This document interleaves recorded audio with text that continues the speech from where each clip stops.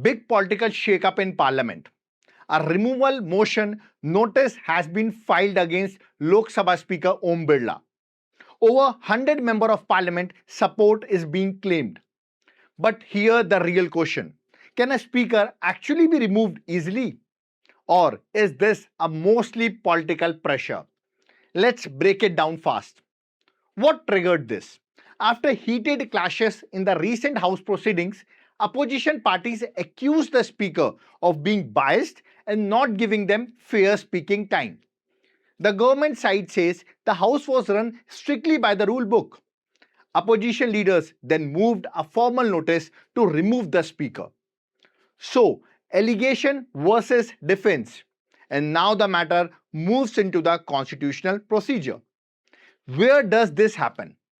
The entire process happens only inside the Lok Sabha because the Speaker belongs to Lok Sabha. The Raj Sabha has no role in removing a Lok Sabha Speaker.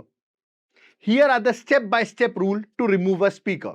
First, a written notice must be submitted.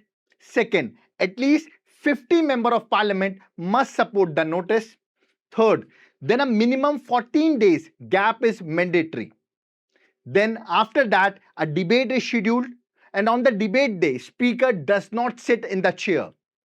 Then voting takes place. Sounds simple, but the real hurdle is the majority required.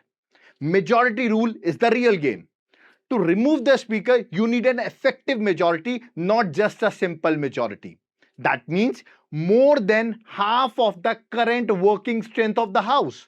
For example, if the current strength is 540, you need at least 271 votes in favor. So this is a number game, pure and hard. Removal motion against Speaker are extremely rare.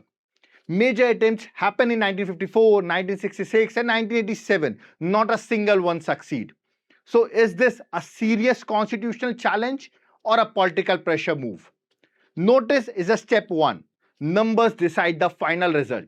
What do you think? Will it move forward or collapse? Comment your take. Thank you.